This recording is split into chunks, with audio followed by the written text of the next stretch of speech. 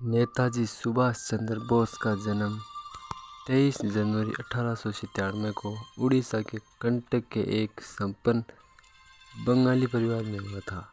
बोस के पिता का नाम जानकीनाथ बोस और माता का नाम प्रभावती था।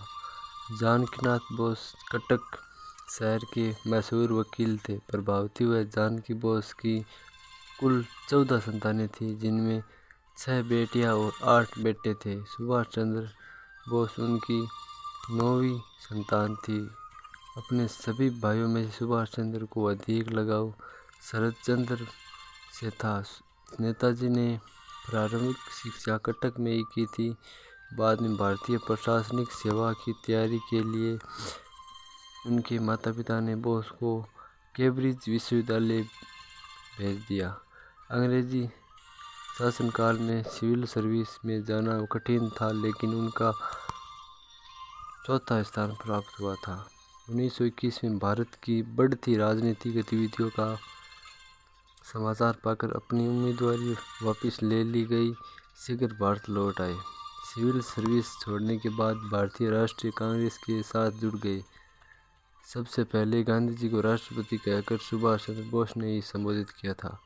1938 में भारतीय राष्ट्रीय कांग्रेस के अध्यक्ष निर्वाचित हुए। राष्ट्रीय योजना आयोग का गठन किया।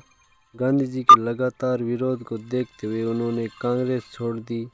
इस बीच दूसरा विश्व युद्ध छिड़ गया। बोस का मानना था कि अंग्रेज़ों के दुश्मनों से मिलकर आज़ादी हासिल की जा सकती है। इनको ब्रिटिश सरकार ने कोलकाता में नज़रबंद कर लिया, लेकिन वह अपने भतीजे शिशिर कुमार बोस की सहायता से वहां से भाग निकले। वह अफगानिस्तान होते हुए सोवियत संघ और जर्मनी जा पहुँचे।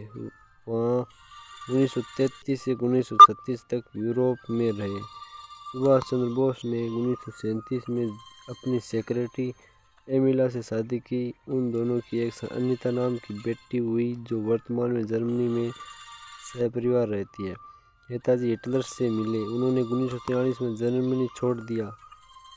वहाँ से जापान पहुँचे। जापान से वह सिंगापुर पहुँचे, जहाँ उन्होंने कैप्टन मोहन सिंह द्वारा स्थापित आज़ाद हिंद फौज की कमान अपने हाथों में ले ली। उस वक्त रास बिहारी बोस आज़ाद हिंद फौज के नेता थे।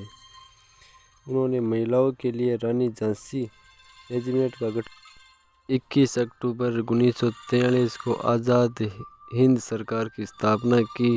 नेताजी अपनी आज़ाद हिंद फौज के साथ 4 जुलाई 1944 को बर्मा जा पहुँचे। यहीं पर अपना प्रसिद्ध नारा "तुम मुझे खून दो, मैं तुम्हें आज़ादी दूंगा" दिया। 18 अगस्त 1945 को टोक्यो जाते समय ताइवान के बाद नेताजी का हवाई दुर्घटना में निधन हो गया।